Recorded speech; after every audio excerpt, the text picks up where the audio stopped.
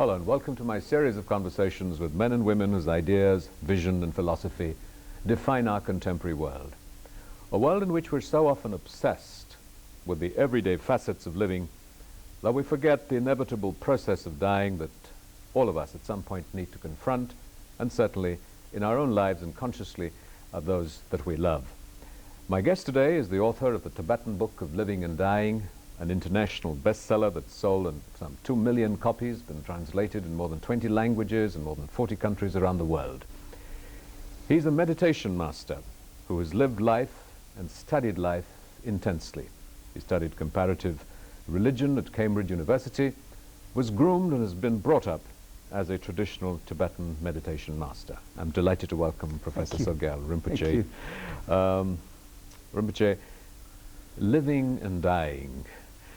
Why is sort of an awareness of the process of dying so important? It's inevitable, it happens to us, it'll happen when it will. What's the panic? I often tell people that if you worry about dying, I promise you that you will die successfully. Then why are we afraid of death? Because you see, the moment of death is the moment of truth. In fact, beneath the fear of death is the fear of looking at ourselves.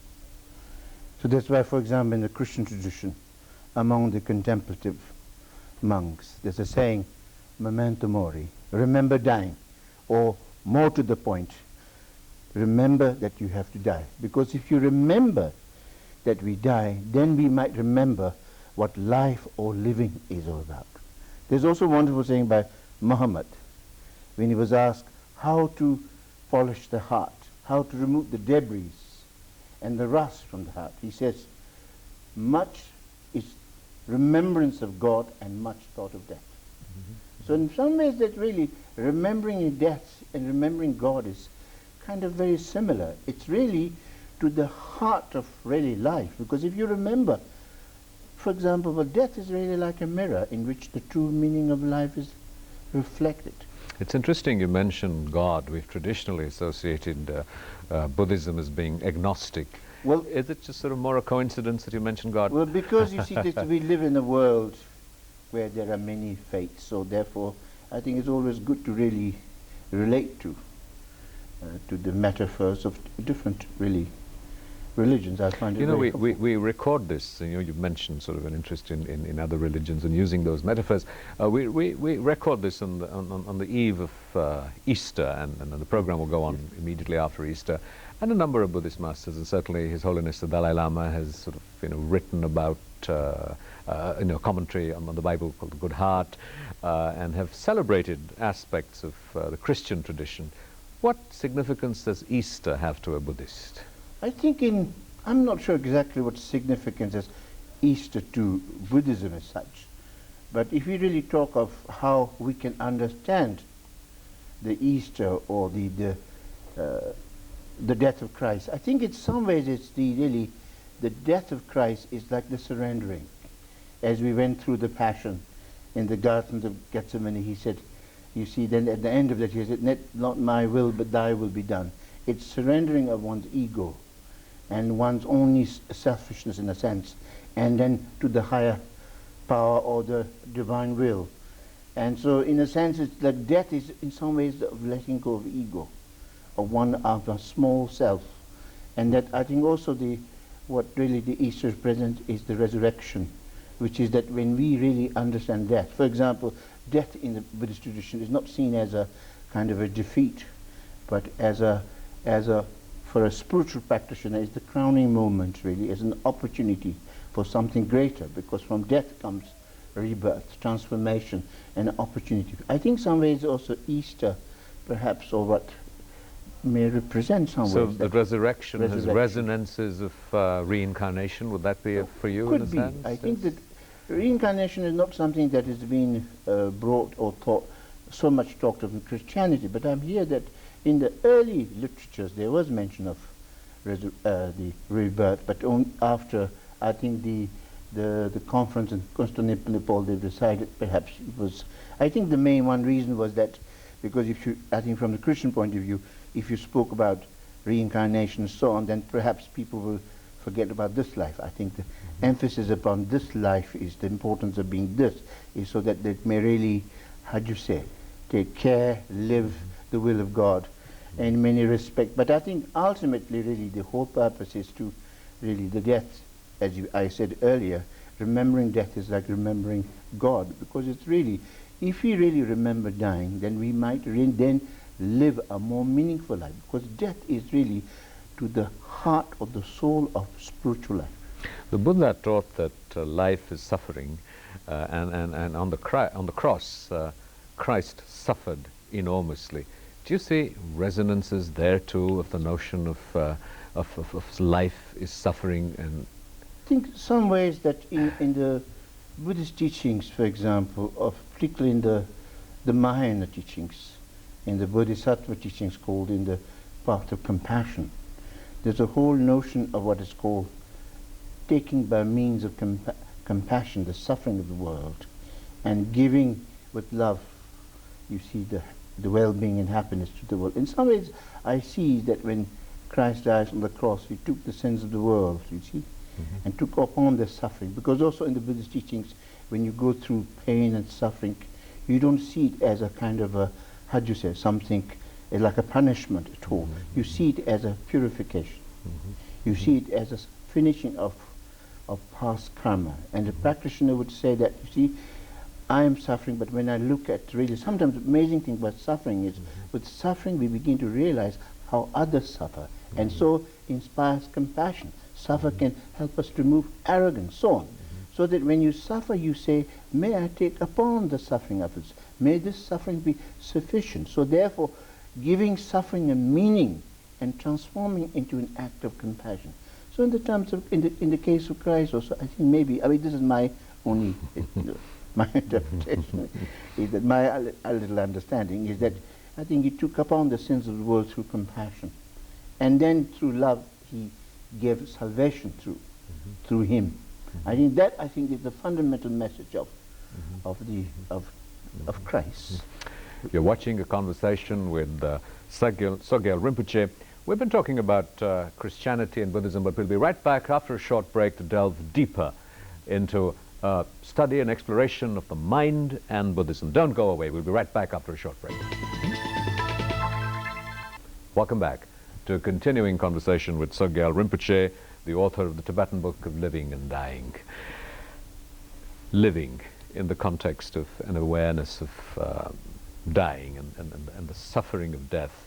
Is the process of death inevitably one of suffering? It depends upon the person, him or herself. So what is it that one can do to avoid that suffering? Is that suffering merely sort of, you know, the suffering of fear? Or is it sort of, as Buddhism often describes, you know, the suffering of suffering? What are the elements that we can actually control or influence? I think one thing is that, you see, trouble with us is, even though, you see, particularly in modern life, we do not look at life and death as a whole. As a result, we are very attached to this life and reject, deny death. Is the denial of that, is the denial of really truth of ourselves, the avoidance of that, which really accentuates the fear. So in the Buddhist teachings, very much living with the immediacy of death. That is to say, there's a famous saying, you know, whether tomorrow or next life, which comes first, we do not know. Or sometimes dying is extremely simple. We breathe out, and we can't breathe in, that's it, you know. It's very simple. So in some ways, that if you really realize that how life, when you look at everything is impermanent, everything is changing constantly, it's the kind of the small deaths that really prompt us to let go and to understand the greater meaning of life and let go of attachment. And from that comes love and compassion. So I think what is very important is that to overcome the fear of death is coming to terms with death, to make friends with death. And then from a spiritual point of view, to come to, you see, to realize one's deeper nature, one's own wisdom and compassion aspect. If we come to realize it more deeply, then I think once Dalai Lama mentioned, it's like death is like changing your clothes. It's not really a big deal, very much. Because in a sense that, you see, even though our outer body dies, even with our ordinary mind, with all its negative emotions, but yet what really survives is our greater self. It's like the clouds die, like we lose the clouds, but we gain the sky. So that when you come to realize the deeper essence of the nature of mind, really, then from that comes compassion, from that comes confidence, and from that comes the fearlessness that you can really face not only death but also life very much. You've talked about the innermost recesses of the mind, and the tradition and the organization that the umbrella of which you work is called Rigpa, and that does refer to and allude to the innermost recesses of the mind. Why, in what ways is the mind so important, other than the sort of, the obvious aspects that, we experience life filtered through our individual minds? But what is the significance well, of first the of all, mind? the word Rigpa means the innermost essence of nature mind, you see. In fact, that the mind has two aspects. There's an appearance aspect of mind. There's essence and nature mind. As one great master put it, the samsara is the mind turned outwardly, lost in projection. Whereas nirvana is mind turned inwardly, recognizing nature. That when your mind is lost in its projection and the loss in the appearance of thoughts and emotions, then there is confusion, delusion. It is when we come to recognize our true nature, the essence of a mind, then there is really freedom, there is liberation. Now when you talk about mind, actually, first of all, we have a body, we have speech, we have a mind or a heart. If you really look into that, the most important thing is the mind or the heart. That's the boss. Body and speech are merely subservient to the mind. But it's interesting you say mind of the heart, because sort of conventionally we have looked at the mind. The mind tells me this, but the heart tells me that. I think that the heart is perhaps the heart of the mind, in a deeper respect. So what is the heart of the mind? So anyway, so the thing is very much that you see that the mind, therefore, or the heart, is very much the creator of happiness and creator of suffering, and creator of what we call samsara, and creator of what we call as nirvana. So therefore, when you come to realize, we have to see what is the most important. As His Dalai Lama often says, particularly recently he's been saying that Buddhism is not about rituals, Buddhism is not about ceremonies, not about mantra or visualization, even though these are aspects of Buddhist practice, but fundamentally Buddhism is about transforming the mind. Because when our mind is turned outwardly, lost in projection, there is suffering. And the suffering of ignorance, negative emotion, and negative action, which results in suffering. But when you come to recognize the mind and its essence, really realize, then we can then find freedom. The Buddhist tradition, and the Tibetan in particular, has some of the most sophisticated techniques of training the mind, because very often intellectual understanding and insight isn't enough to transform our habitual responses. How much can the mind, in fact, be trained?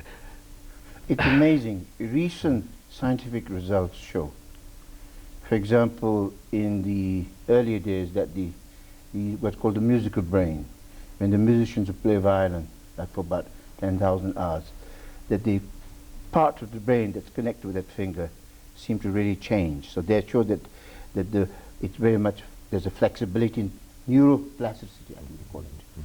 But now recently what has happened is number of accomplished Buddhist practitioners, many Tibetan lamas. In fact, it's under the auspice of His Holiness Dalai Lama very much. He's been for many years having deep dialogues with scientists. And it shows that actually what they found extraordinary is through meditation, through practice of compassion, and so on, and meditation, nature mind, that actually they found in this case of these practitioners is that the parts of brain that form positive emotions are lit up, not only when they're practicing, but even when they are not. And also the part of the brain that create depression and egocentricity and non-satisfaction and unhappiness are down. And also, so therefore what really, I mean, there's amazing results which the scientific community is very excited about, and that also the parts of the brain that create, for example, fear and anger are very much overcome. So it shows that actually mind can change mind. And before, scientific community never realized it. Now, through mental training, you can actually overcome. For example, now depression is rated as the second highest, most debilitating illness. And now I think these really, it's not something just what the lamas or the Buddhist master talking about. Now, through really hard science has actually shown that if you really do meditation and these practices authentically, then it really can change the formation of the brain, thereby creating more stability in the mind. So the results are kind of... how accessible are these to sort of, you know, people drowning in samsara such as myself? How accessible are these techniques and practices, and can we reasonably expect, or can I, someone like me, reasonably expect that in my lifetime these will have, you know, tangible, measurable results? Yes, you can, depending on the kind of the teaching of the teacher that you meet. If you meet a really skillful and wise teacher who can relate to your experience and really guide you gradually, easily, there will definitely, depend of course one's own kind of effort also, there is definitely, for example, what the research have shown also, that not only these experienced practitioners, but meditation when taught to even ordinary people seem to overcome anger and fear, so on. So therefore, really, it has this, really, it kind of has a definite shift. Like even for myself, if I say very humbly, that when I practice, I can see, I don't need really machines and things to tell me, I just see an extraordinary sense of physical well-being, and then inner well-being, you know, physical and inner well-being. It's kind of really, kind of in one moment mind is confused and, you know, lost in its projections, but in the next minute you find extraordinary peace and really happiness born from within. You mentioned, you know, the need for someone like me to, you know, to find a sensitive, a teacher who can sort of focus and empathize with my predicament and my needs.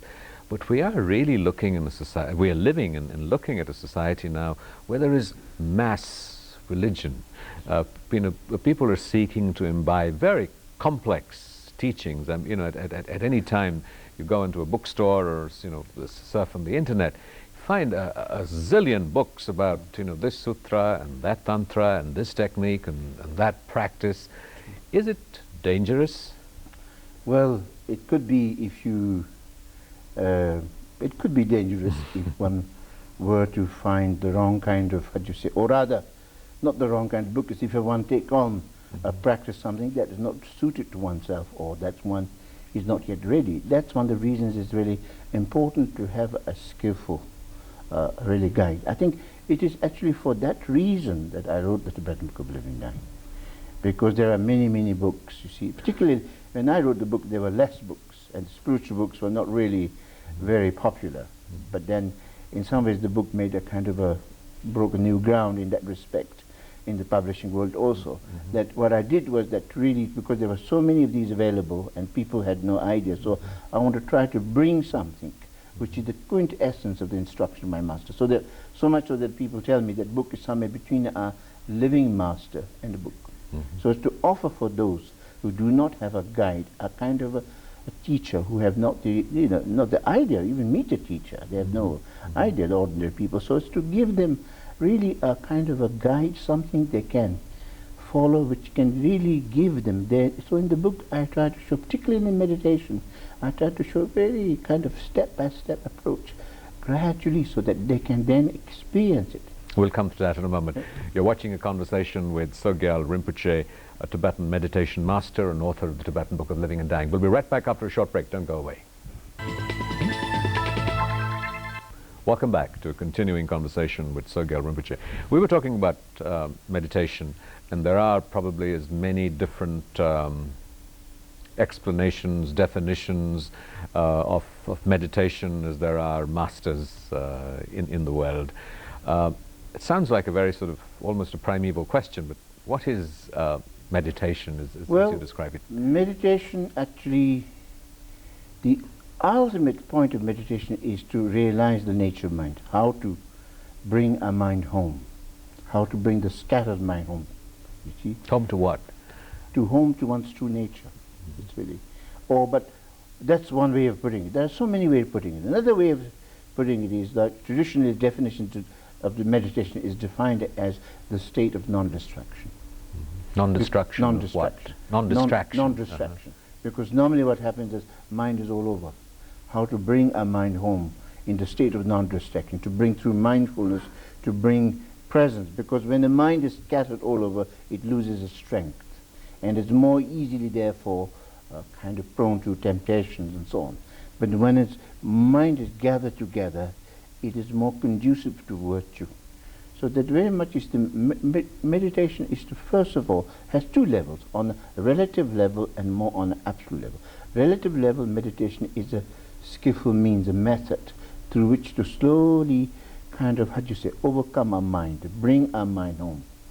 And then the more absolute is to realize true nature. If I were to share a very simple example, a saying from the great master of the past, a simple method that which really brings both the wisdom and method together, is, there's a wonderful saying, is that just as water, if you don't stir it, will become clear. In Tibetan, chuman yuk natang. In the same manner, the nature of mind is such that if you do not alter, because trouble with us, we alter our mind too much, we too much fabrication, manipulation, by too much thinking. So that just as water, if you don't stir it, will become clear. In the same manner, mind left unaltered, in its true nature, in the vast expanse of true nature, in the natural great peace, if you allow our mind to be, then we will find peace, the happiness, the well-being, the freedom, and the bliss. You know, in Buddhism, the aspect of motivation is so important and so crucial, as is the practice of compassion. Why is compassion so important and critical to the practice of Buddhism? Well, very simply, I mean, he's always put it if you put it very simply, when you start thinking of yourself only, what happens is then you get locked up in the small self, claustrophobic self, where not only you end up not making yourself happy, but the endless irritation and problems rise up. You shirk responsibility and you blame others. On the other hand, if you start thinking of others and really start benefiting and helping others, what is amazing is that in the process your well-being or your happiness is taken care of as a matter of course. So it's really amazing. In fact, really, when you help others, when you really have compassion and help others. Now, also very inspiringly, very movingly, His Honour Dalai Lama often says that when you talk about compassion, when you think of compassion, people think compassion is something that benefits others but not yourself. He said that's not true. Because he says, from my own experience of, you see, just a little experience, he often said that, you know, when I practice altruism or compassion, it really makes me more secure, bring peace of mind. The peace that brings that to me can also bring peace to others. And for that matter, he said that, you see, I don't know how much my practice of compassion, once I can help benefit others, maybe 50%. But the real beneficiary of your practice of compassion, the 100% beneficiary, is yourself. Because when you really steep your mind in compassion, love and compassion, what is amazing is that your mind is transformed. You transcend your small self and you become more noble. Noble, the higher, the greater being, the true being you are. And that nobleness comes, really. And that, in a sense, that your mind is filled with love and compassion, so that you see, you really receive the tremendous blessing. Just as Shakespeare says in Merchant of Venice, quality of mercy is doubly blessed. It blessed that him that gave, that him that receives. Very much. So that's why compassion is really a way to transcend from small self. As the great Buddhist, you see, the Indian great saint Shantideva said, all the suffering there is in this world comes from thinking of only oneself, selfishness. Whereas all the happiness there in this world comes from thinking of others. As an enlightened Buddhist master yourself... I'm not enlightened at all. Far from it. Far from it. How do you describe yourself then? You know, if you were to meet someone who wasn't really familiar with the Buddhist tradition, wasn't familiar with, you know, what a monk is, or who a monk is, or a reincarnate lama, a great teacher, and you were just to meet someone, how would you describe yourself? I don't sometimes describe myself. I just kind of talk and just communicate, really, at that level. Very much. I think personally, don't really say who I am. That's for other people to say, not myself. I think often in teachings now, I find myself as just being a student of Dharma. still very much learning. I don't really consider myself as a teacher in many respects, really.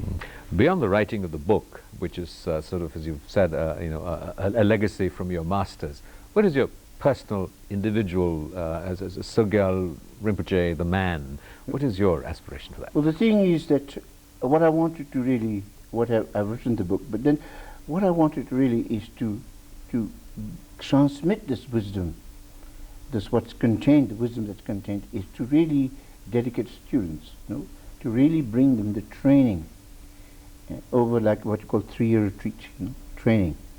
And that's what I'm working towards, to really bring in them, like just as is done in the ancient, in India, in Tibet, to bring that transmission so that the students can embody the teachings, really.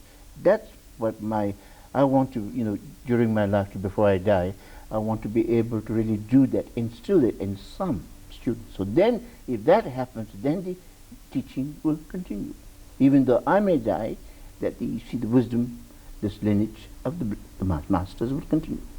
Rinpoche, thank you very much. This has been a great honor, a great blessing, and a great privilege. Thank you very much.